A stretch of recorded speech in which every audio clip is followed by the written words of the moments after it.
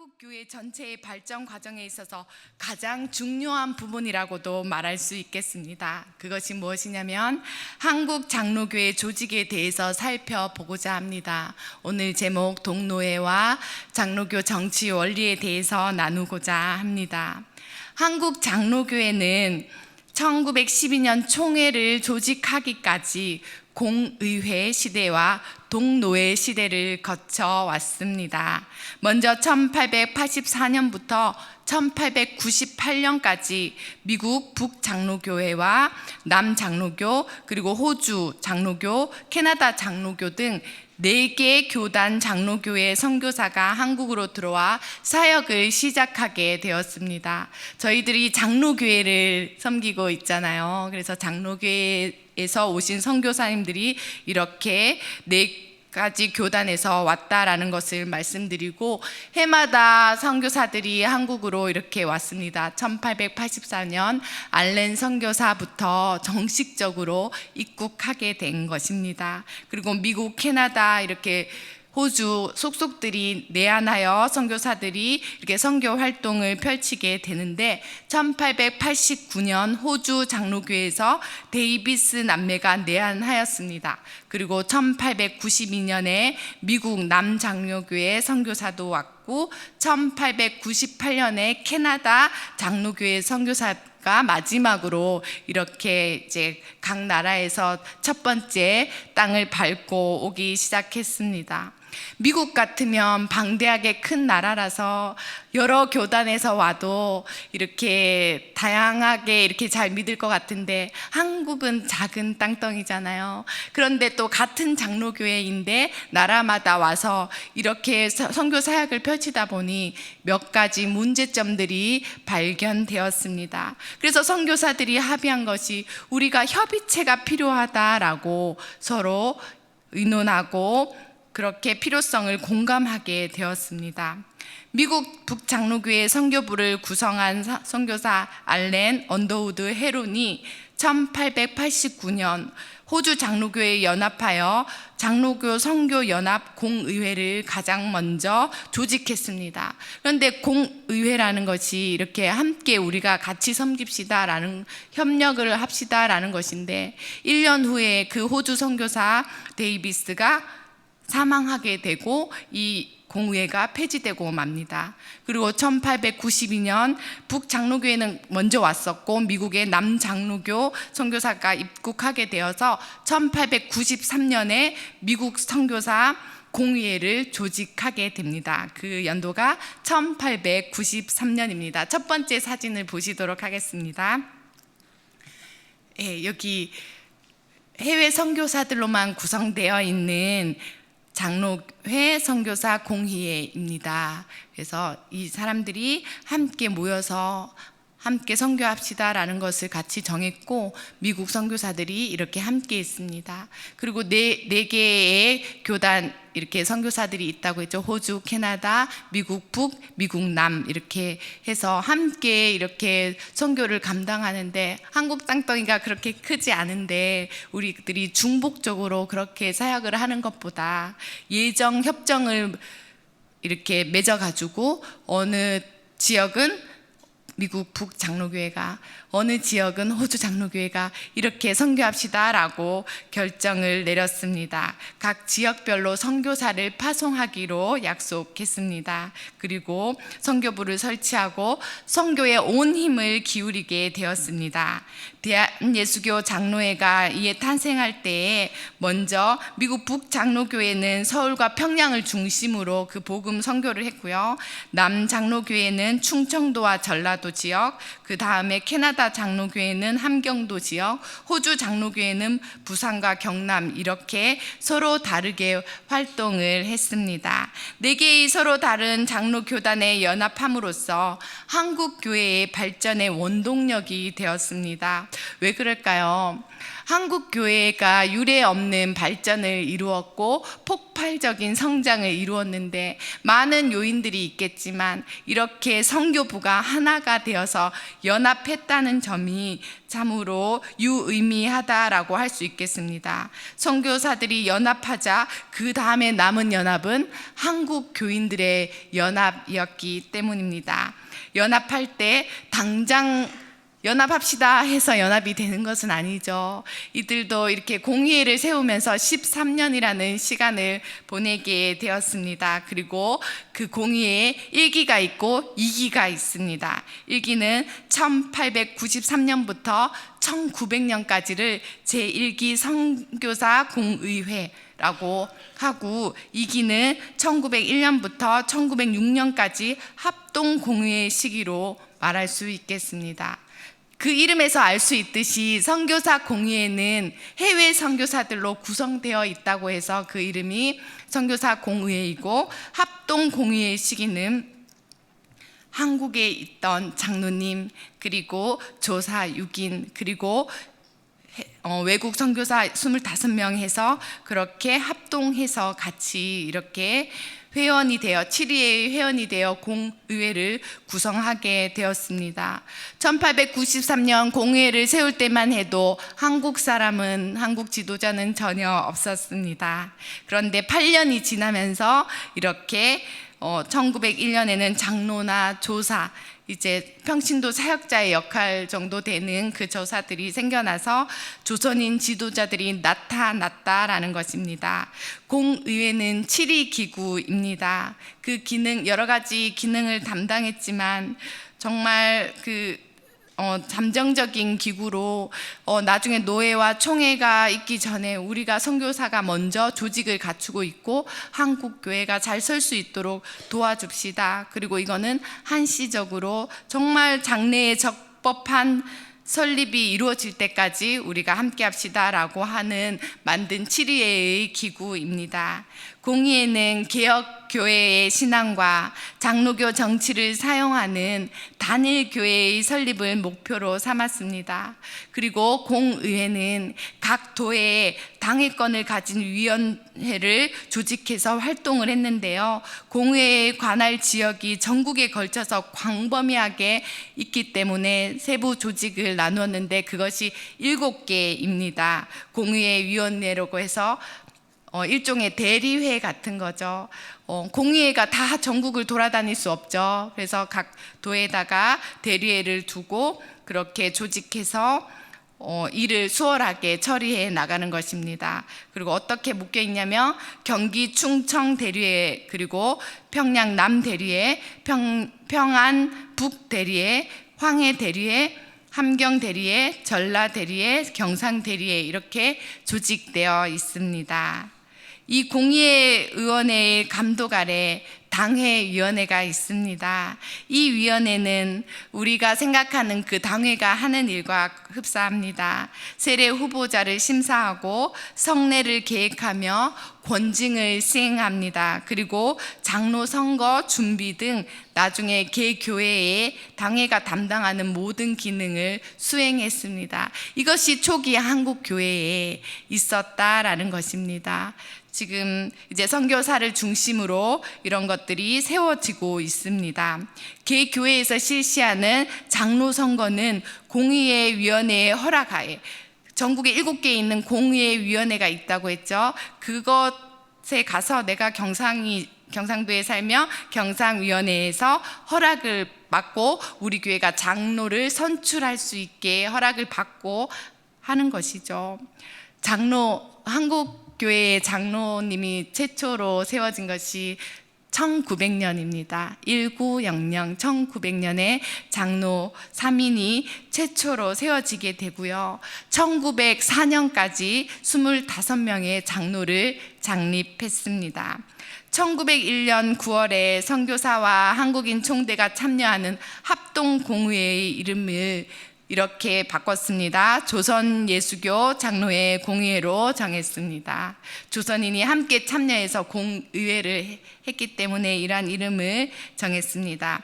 이 공회에는 전국에 흩어져 있는 교회가 한자리에 모여서 의논할 회의체였습니다. 이 공회는 장차 탄생할 노예의 근간이 되는 것이고 노예가 하는 그러한 일들을 감당하는 거죠. 그러면 우리 개교회가 있고 당회가 있고 노회가 있고 노회에 뭐가 있죠? 총회가 있습니다. 이렇게 장로교의 7위 과정을 미리 염두하고 예상해서 조직을 해 나가는 것입니다. 조선 예수교 장로회 공회는 1907년 한국의 동노회가 조직되기까지 한국인 교회 지도자를 훈련시키는 역할을 했습니다. 아직까지 한국인 지도자가 목사님이 배출되지 않았습니다. 그때까지 한국의 지도자들을 훈련시키는 역할을 그 공의회가 감당하는 것입니다. 그런데 그 치리권은 누구에게 있냐면 선교사님들에게 있는 거죠. 아직 목회자가 없고 선교사님들이 영어를 사용해서 회의하는 회의체에서 그 치리권을 가지고 있고, 다만 한국인 장로와 조사들이 참석하는 그 공회에서는 친목 도모와 그들을 훈련하고 양성하는 실습의 장으로 활용하였습니다. 1904년 조선 예수교 장로회 공회의 규칙이 처음으로 채택되었습니다.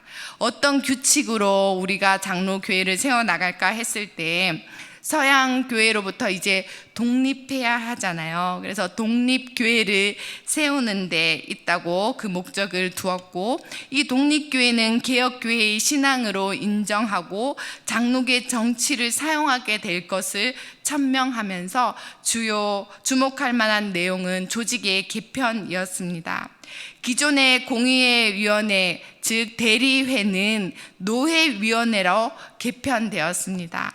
노회위원회는 아직 당회가 구성하지 않은 교회에다가는 당회권을 행사했고요. 그리고 당회가 구성되어 있는 교회에다가는 한글로 기록한 회의록을 작성하게 했습니다. 조금 더 체계를 갖추어 나가고 있습니다. 노회위원회는 장로와 집사의 선출을 허락하는 권한을 가지고 있었고, 또 직분자로 선택된 임직 예정자를 6개월 동안 교육해서 안수받아서 임직할 수 있도록 했습니다. 노회위원회는 또한 목사 후보생을 시취하여 시험을 보고 인재를 뽑아서 양성할 책임과 권한을 가지고 있었습니다. 그러나 정식 노회가 조직되었지 않았기 때문에 목사 안수는 주지 못하는 상황이었습니다. 그러나 한국의 조사에게 특별한 경우에 그 지역의 선교사님의 감독 아래에서 그 평신도 사역자인 조사가 이제 세례 문답을 할 수 있거나 또 교회로 들어올 수 있는 그러한 그 교육이나 신방 같은 것을 할 수 있는 권한이 부여되었습니다. 조선 예수교 장로회 공의회의 가장 중요한 임무는 대한민국에서 토착 장로교회를 세워가는 절차를 밟는 일이었습니다. 맨 처음 신앙의 표준을 확립하는 결의가 이루어졌습니다. 공의회는 1904년 웨스트민스터 소요리 문답 5,000보를 간행하기로 결정했습니다. 그리고 1905년에는 교회 헌법준비위원회가 이른바 12신조, 인도 1904년에 인도 장로회가 채택한 24신조라는 것이 있거든요. 거기에서 가져온 12신조를 한국 장로교를 조직하는 동노회에 제출해서 1년 동안 임시로 이것을 채택하기로 합니다. 그리고 1908년 그 이듬해에 완전한 채택을 이루었고요.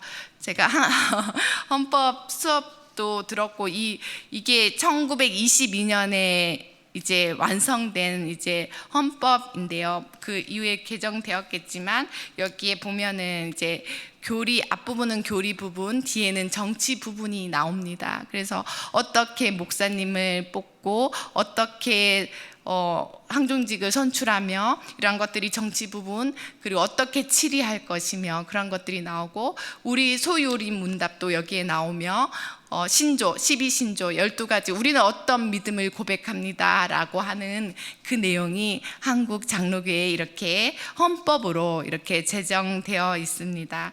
그래서 1907년에 동노회가 첫 노회가 세워지면서 그러면 노예가 세워지려면 법이 필요하잖아요. 그래서 이러한 법의 내용 중에 12신조를 말하고 있는 것입니다.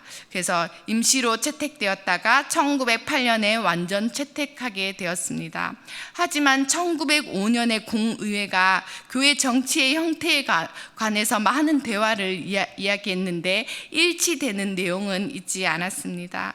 그래서 이때 합의를 보지 못하고 웨스트민스터 영국 장로교회의 그러한 정치 기준을 모범을 가지고 오자고 이야기를 했었는데 아직까지 미숙한 한국교회가 그러한 그 정치를 그대로 따라갈 수는 없다고 해서 1년 동안 더 연구하기로 이 공의회에서 결정하게 됩니다. 그리고 1907년 한국의 동노회가 창립되도록 결정된 상태에서 마지막 회기의 공의회 모임에서 웨스트민스터 정치를 우리나라 말로 번역해서 인쇄한 문건이 제출되었습니다. 그렇지만 문건은 제출됐지만 앞서 말한 이유로 아직 미숙하고 받아들이기 어렵기 때문에 일반 장로교 정치 원리로 이제 동노회가 세워지게 되는 것입니다.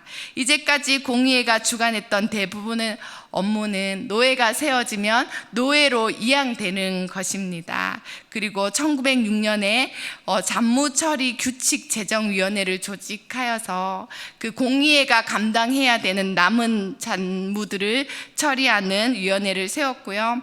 그래서 한국어를 사용하는 공의회는 노회가 설립되면 자연스레 없어지는 것이고, 영어를 사용하는 선교사 공의회는 그대로 남아서 한국교회 찬송가 편찬이라든가 신학교 관리, 그리고 일본인과 중국인 전도 업무, 사전 발간과 신문 발행 등의 일들을 계속해서 해 나갔다고 합니다. 그리고 지금부터 눈을 크게 뜨셔야 할 부분이 시작됩니다. 한국교회 동노회 조직이 이제 이루어지는 것인데요. 동노회의 독자는 우리 장로님들도 계시고 한자를 어르신들이 잘 아시는데 무슨 독자죠? 홀로독. 네, 홀로독이죠. 그러면 한국의 하나뿐인 노예다라는 이런 의미일까요? 예, 그거는 아닙니다. 여기 한반도 전체에서 하나뿐이라고 해서 동노회가 아니라 독립노예이기 때문에 독립이라는 뜻을 가지고 있습니다. 영어로 말하면 인디펜던스죠. 독립을 이루었다라는 말입니다. 그동안은 선교사에 의존해서 그렇게 공의회를 통해서 그런 일들이 처리되었다면 우리 한국만의 노예가 최초로 세워지게 되는 것입니다. 그것이 1907년 9월 17일 평양 장대영 교회에서 있었던 대한예수교 장로계 동노회의 창립입니다. 한국교회가 이제 완전한 조직이 되고 완성됨에 따라 이것이 한국교회의 비약적인 믿음, 교회의 발전을 이루어 가고요. 오늘날에 이룰 수가 있게 되었습니다.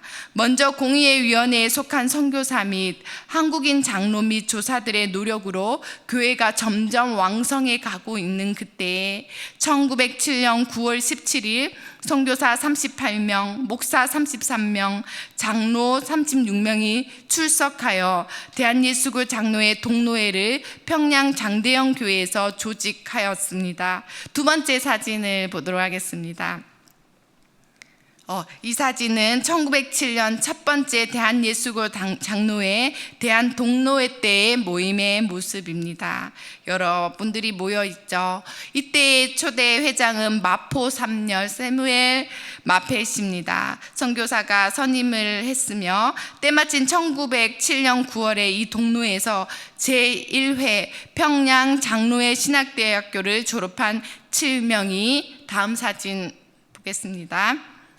예, 방기창, 서경조, 양전백, 한석진, 이기풍, 길선주, 송인서가 최초로 목사 안수를 받게 됩니다. 그동안에 한국인 목회자가 없었는데 1907년 동노회가 세워지고 한국만의 그런 노회가 세워졌을 때 이렇게 목사 안수, 한국인 지도자까지 나오게 되었습니다. 세 번째 사진 보시면은 이제 평양 신학교의 모습입니다.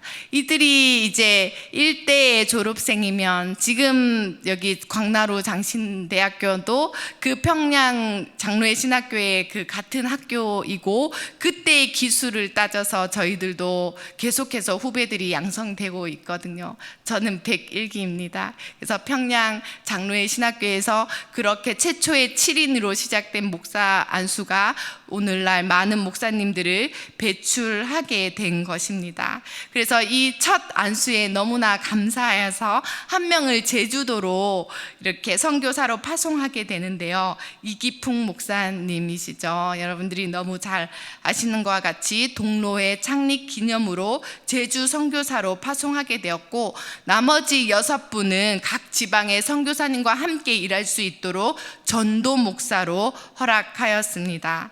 매년 9월이 되면 동로회가 모이는데 1911년 9월 대구에서 모일 때 제5회 동로회에서 대류회를 승격하여 노회로 조직하기로 하고 폐회하게 됩니다. 이게 5번에 걸쳐서 동노회를 매년 하고 이제 동노회의 시대가 끝나게 되는데요. 1911년 11월에 전라 대류회에서는 전라 노회를 조직하면서 각 지역마다 대류회를 노회로 개편했습니다. 그리고 역사적인 대한예수교 장로회 제1회 창립 총회가 개최되게 되는 것입니다. 그것이 1912년입니다. 네 번째 사진 보시겠습니다. 평양 신학교, 장로회 신학교의 모습이고 또 총회의 모임입니다. 최초의 총회의 모임을 1912년 9월에 평양에 있는 장로회 신학교에서 강당에서 7개 노회에서 선출된 총대원 목사 96명, 그 중에 선교사 44명, 한국인 목사 52명, 장로 125명, 도합 221명이 참석하여서 제5회 동로회장 이눌서 외국 선교사님이십니다. 회장의 사회로 개의 예배를 드렸습니다. 그리고 초대 총회장에 언더우드 한국명 원두우 선교사를 선출하게 되었습니다. 초대 총회장이 언더우드 선교사가 총회장이 되었다라는 말입니다. 그리고 유의미한 게 무엇입니까? 여기에 참석한 사람의 대부분이 한국 지도자였던 것이죠. 많은 장로님들과 목사님 그리고 선교사님의 수를 뛰어넘는 한국 사람들이 이렇게 초대에 이렇게 총회를 개최할 수 있게 되었습니다. 총회를 조직할 수 있도록 은혜를 주신 하나님께 감사하여서 이때의 최초의 해외 선교사를 파송하게 되는데요. 중국 산동성으로 박태로, 사병순, 김영훈 목사를 파송하기로 결의하였습니다. 동로회의 조직으로 한국 장로교가 본 궤도에 오르게 되었습니다. 정말 유의미한데 우리 교회 창립 기념일이 언제죠? 9월 7일? 6일? 7일. 네, 그런데 우리 장로교회 노회의 출발은 9월 17일. 그렇게 기억을 꼭 해주시고 이것이 의미가 있다. 한국인들이 정말 다시 조직을 제대로 갖추고 출발한 때라는 것을 기억하셨으면 좋겠습니다. 동로회는 이렇게 내한한 해외에서 오신 선교사님들이 상호 협력하고 연합을 하게 되면서 형성한 에큐메니칼 정신의 연합과 일치를 가지고 결실을 맺은 것이 동노회입니다.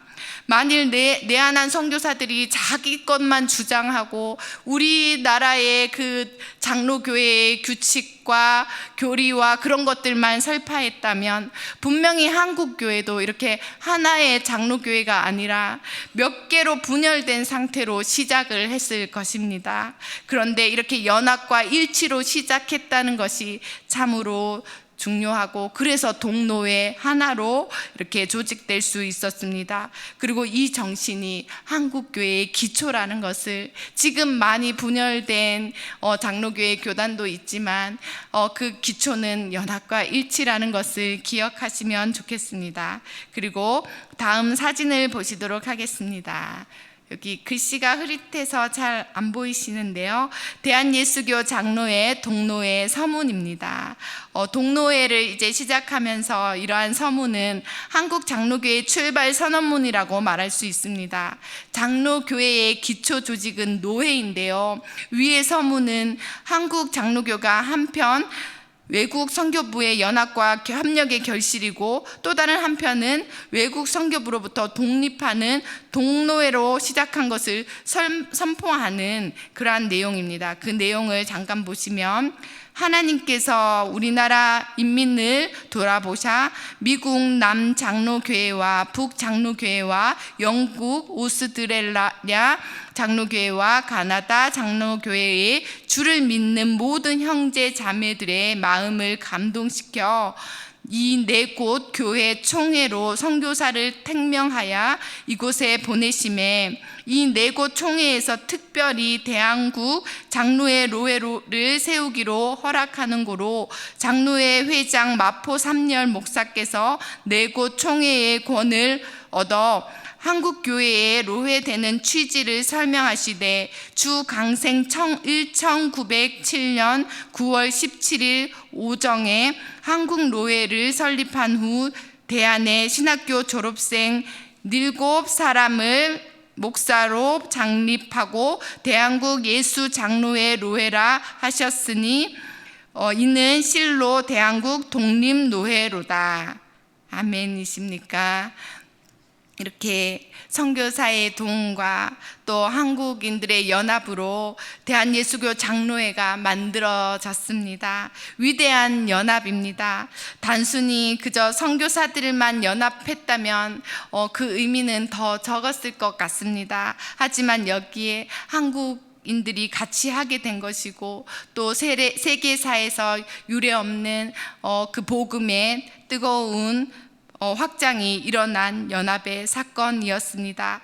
서양의 선교사들이 서로 연합하고, 또 여기에 한국 교인들도 연합하여서 결과적으로 1907년에 서양과는 완전히 다른 아시아라는 문화권에서 이렇게 예수 믿는 장로교, 그 기독교가 뿌리 내리는 것이 결코 우연이 아니고 그 규모에 있어서도 너무 매우 큰 것이라는 것을 기억해야 할 것입니다. 1893년에 선교사들의 공의회로 조직해서 시작해서 여기까지 오는데 몇 년이나 걸렸냐면 13, 14년 정도가 흘렀습니다. 노회가 성립되기까지 공의회 두 시기를 거쳐서 이렇게 노회가 세워졌습니다. 그리고 전국 7개로 나뉘어져서 노회가 결성되고 그들이 모인 것이 총회가 되는 것입니다. 대한예수교 장로회 단체가 설립된다는 것이 쉬운 일입니까? 어려운 일입니까?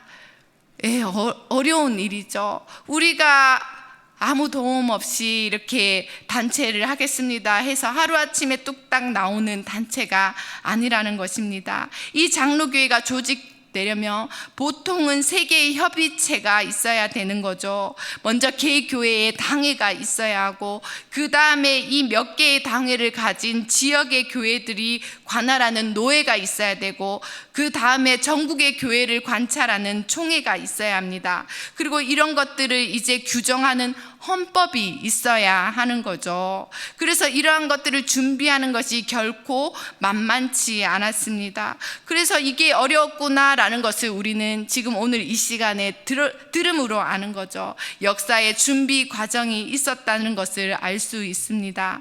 1907년 대한예수교 장로회 동로회 이전까지는 선교사가 주류를 이루는 전도 복음 전파 사역이었습니다.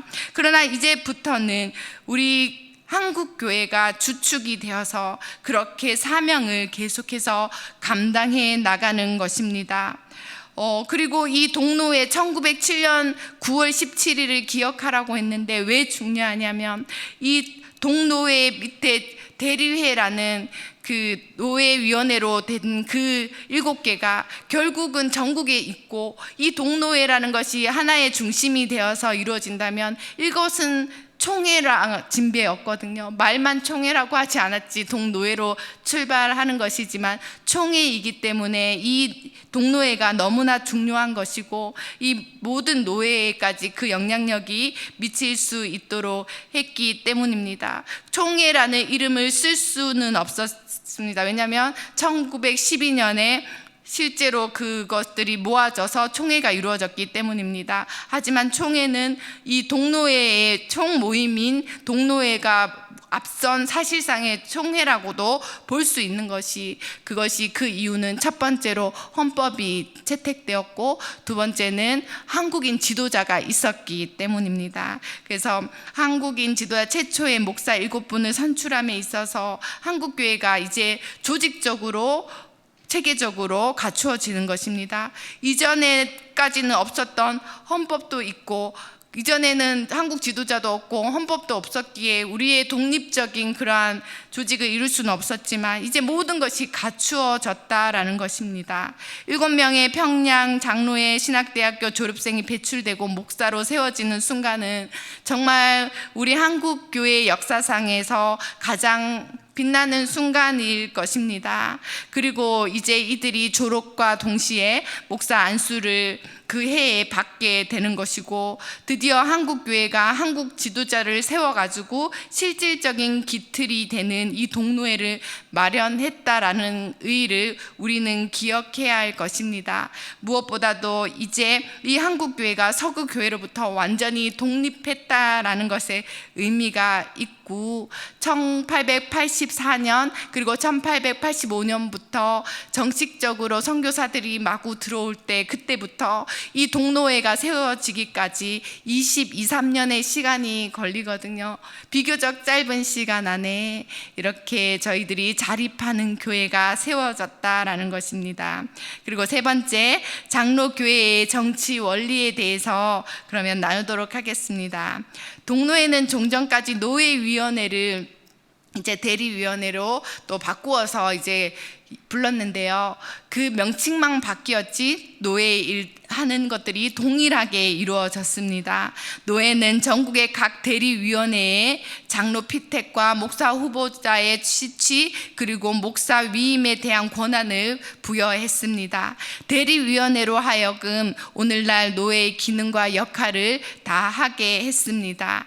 제1회 동노회는 조선예수교 장로회 공의회가 제안한 신경과 정치를 채택했고 웨스트민스터 소요리 문답과 12신조를 한국교회의 헌법으로 보고받으며 이것을 1년 동안 임시로 채택했습니다. 동노회에서 그렇게 헌법을 이것으로 채택했다라는 것입니다. 그리고 1년 후인 제2회 동노회 1908년에 12신조와 소요리 문답을 완전하게 채택하게 되었습니다. 정치 체계도 이렇게 동일한 절차를 거쳐서 이렇게 가지고 오게 되었습니다. 정치 규칙은 이 동노회가 출발하면서부터 바로 시작하였는데 제1회 노회록에 대한예수교 장로회 규칙이라는 제목으로 첨부되었습니다. 이 규칙은 동노회가 창립하기 직전에 제안되었고 이 규칙은 나중에 이 헌법책이 나오는 1912년에 총회가 있었으면 10년 후인 1922년에 이 헌법이 제대로 이렇게 나오게 되는 것입니다. 대한예수교 장로회가 특별히 이 12신조를 받아들이는 것에 사도적인 의미가 있고 또 서양의 그런 복음의 전통을 이어갔다라는 것에 의미가 있습니다. 12신조는 웨스트민스터 소요리 문답을 토대로 하고 있는데요. 이게 처음에 인도가 영국의 식민지였잖아요. 인도 장로교회가 이 12신조를 먼저 제정해서 하고 있었고 이것이 미국 교회에 영국 교회에 보고가 돼서 이것을 이제 한국 교회도 이 신조로 했으면 좋겠다라는 거죠. 조직이 세워지려면 정신이 필요하잖아요. 그 정신이 되는 그러한 신앙 고백이고 12개의 신조가 있다라는 것입니다. 그래서 이게 칼빈주의에 합당하게 이제 기록이 되었는데 인도는 선교지잖아요. 칼빈주의는 예정론이라든가 모든 사람이 다 구원받는 것이 아니라 하나님이 선택한 자가 구원받는다고 하면 논란의 소지가 되잖아요. 그 땅은 선교지고 선교지 때문에 강한 칼빈주의가 아니라 이렇게 완화된 칼빈주의로 누구에게나 복음이 전해질 수 있도록 그렇게 부드럽게 표현된 것입니다. 12신조 중에 하나가, 여기도 12신조가 기록되어 있는데 그 첫 번째 1조만 읽어드리겠습니다. 1조는 신구약 성경은 하나님의 말씀이니 신앙과 행위에 대하여 정확무오한 유일의 법칙이다. 이게 1908년에 채택된 12신조의 첫 번째 내용입니다. 하나님의 말씀이 어떠하다고요? 정확무오하다라는 것이죠. 그러면 여기에 비난하는 사람이 있습니다. 성서에 오류가 없다고 라고 말하고 있습니다. 근데 제가 가운데 읽어드린 말씀을 기억해야 됩니다. 신구약 성경은 하나님 말씀이니 신앙과 행위에 대하여 정확무오한 유일한 법칙이다. 그래서 하나님의 말씀을 우리의 신앙과 행위에 비추어서 그것이 정확무오한 것이 되어야 한다라는 것이죠. 이것이 헌법에 기록되어 있다라는 것입니다. 그러면 무슨 말씀입니까? 하나님의 말씀이 법적으로 법제화가 되어서 이 말씀의 기준으로 우리가 그 신앙생활을 하고 우리의 신앙을 그렇게 가져가야 한다라고 성경의 권위를 높이고 있는 것이겠죠. 그래서 법적으로 천명된 이러한 성경의 중요성을 가지고 우리는 신앙생활을 하게 되는 것입니다. 12신조가 원래 이게 인도 장로교에서 왔다고 했습니다. 그것이 1904년이었고 우리는 12신조를 받아들인 것이 1907년입니다. 한국의 선교사들이 우리 땅에도 잘 맞을 것 같아서 그렇게 그 정신을 가지고 왔습니다. 연합의 정신과 똑같이 활용된 것입니다. 이렇게 1907년부터 5년 동안 1911년까지 제5회 동노회를 시기를 거치고 1912년에 한국 장로교회 총회가 창립되었던 것입니다. 이로써 동노회의 시대는 마감되었습니다. 장로교회의 7위는 당회, 노회, 총회로 이어지는 체계가 완성되었습니다. 이에 앞서 제5회 동노회는 이제까지 7위권을 행사한 도당회에서 그 권한을 폐지해야겠죠. 왜냐하면 노회가 그 권한을 가지는 것이 아니라 그 7위권은 총회가 가져야 하기 때문입니다. 총회 창립과 더불어 대리위원회의 조직을 폐지하고 또 영수회와 재직회의 7위권을 허락하지 않기로 결의하게 됩니다. 그리고 그동안 평신도 교육자 노릇을 해온 조사와 개교의 지도자인 영수제도의 존속 여부에 대해서도 논의하게 되었습니다. 총회는 동노회의 신경, 소요리 문답, 정치 규칙을 그대로 받아 이어왔습니다. 그러면서도 곧바로 수정한 것이 웨스트민스터 신조를 표준 개정으로 삼고자 했는데 그대로 그 헌법을 유지하지 않고 새롭게 헌법을 개정하자고 해서 10년 후인 1922년 총회 웨스트민스터 정치 원리를 채택해서 새로운 헌법을 만들게 되었습니다. 이 정치 원리는 미국 장로교가 해석한 웨스트민스터 정치 모범이 그대로 전해 이 정치 원리가 이제 여기 헌법이 몇 조 몇 항이 다 있는데요. 여기에는 4가지 특성이 있습니다. 그 정치 원리의 특징을 보면 첫 번째는 대의주의입니다. 투표로 선출된 직원에 의해 교회가 운영된다라는 것입니다. 교인이 항정직 직원을 선출할 수 있는 권리를 지닌다는 점도 변경할 수 없는 장로교 정치 원리이죠. 우리가 투표를 통해서 위임 목사님을 선출할 때 공동의회가 선거를 하는 것입니다. 또 장로님과 안수 집사님, 세례교인의 선거로 선출되는 것입니다. 이것이 대의주의로 근거하여서 하는 것이죠. 그리고 하급 회의가 상급 회의의 파송하는 총대를 파송할 때에 선출하는 것도 대의주의의 원리에 따라서 그렇게 표현하는 것입니다. 그리고 두 번째로는 집단 지도주의입니다. 교회가 목사나 장로 혹은 개인의 결정에 따라서 이렇게 운영되는 원리가 아니라 함께 7위회의 집단 지도 체제를 통해서 목사님과 장로님이 구성된 당회가 함께 그러한 결정을 해 나간다라는 것입니다. 어느 한쪽이 없으면 그것은 결정이 무효화되는 것이고요. 개인이나 소수가 범할 위험이 더 크기 때문에 더 많은 사람들이 모였을 때 그 위험이 적다라는 것을 반영하여서 집단 지도 체제로 장로 목사가 동등한 권리로 그렇게 교회의 치리를 해 나가는 것입니다. 그리고 입헌주의, 세 번째는 입헌주의입니다. 교회가 헌법에 따라서 다스려진다는 원리입니다.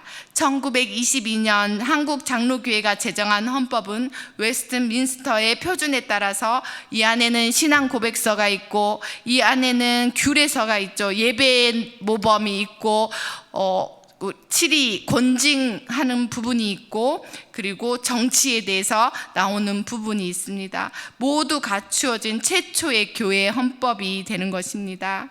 신앙 고백서는 우리가 같은 신앙을 고백해야 되죠. 주도 하나요, 성령도 하나요, 세례도 하나이지 않습니까? 그 신앙을 우리가 함께 고백하는 것입니다. 가장 좋은 신앙 고백은 예수 그리스도 그 자체이시지만 그리고 성경이지만 또 우리가 함께하는 이 신조나 소요리 문답이나 함께 고백하는 신앙의 고백문들이 있는 것입니다. 그리고 장로교는 이제 함께 하면서 이러한 것들을 강조한다고 해서 성경의 권위가 떨어진다고 생각하지 않았습니다.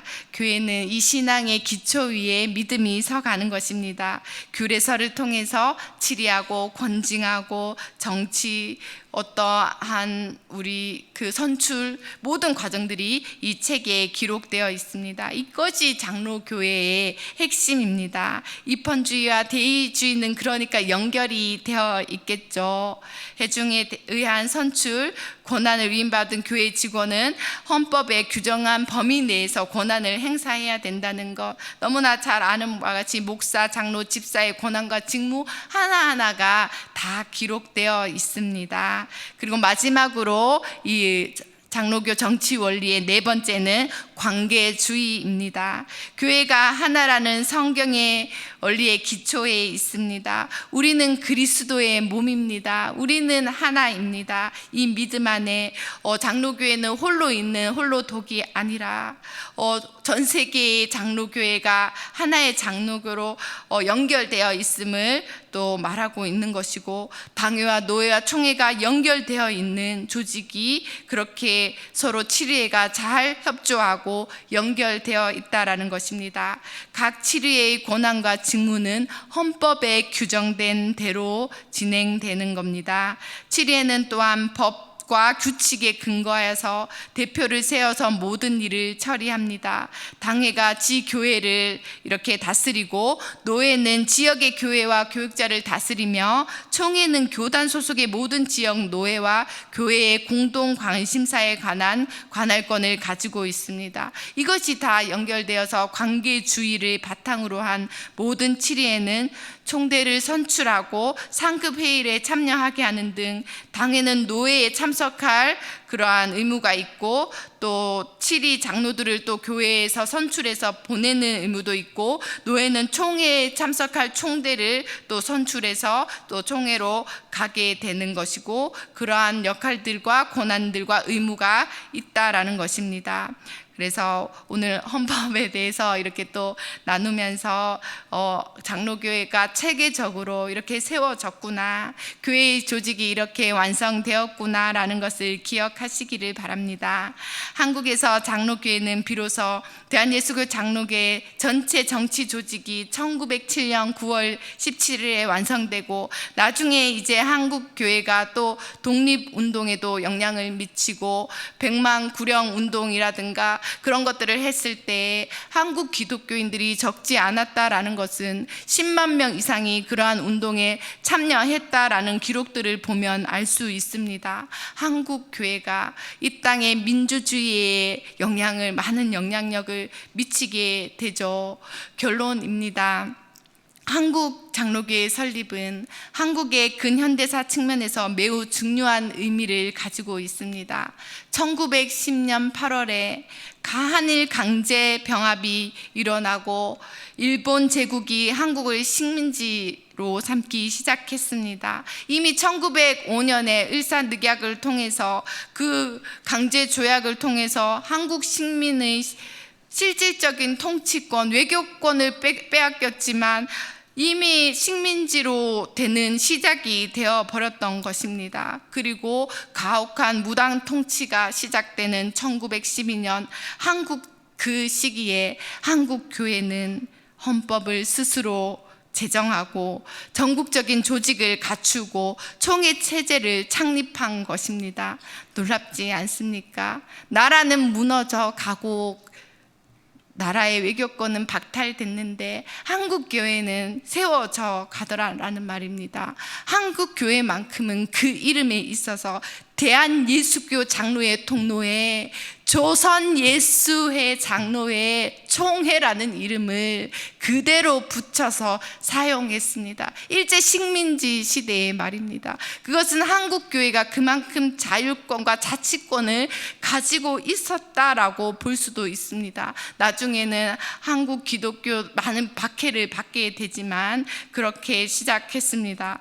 뿐만 아니라 전국적으로 산재해 있는 교회가 하나의 믿음으로 모이는 총회 안으로 들어오게 되면서 한국 교회가 이렇게 조직화되었던 것이 참으로 의미가 있습니다.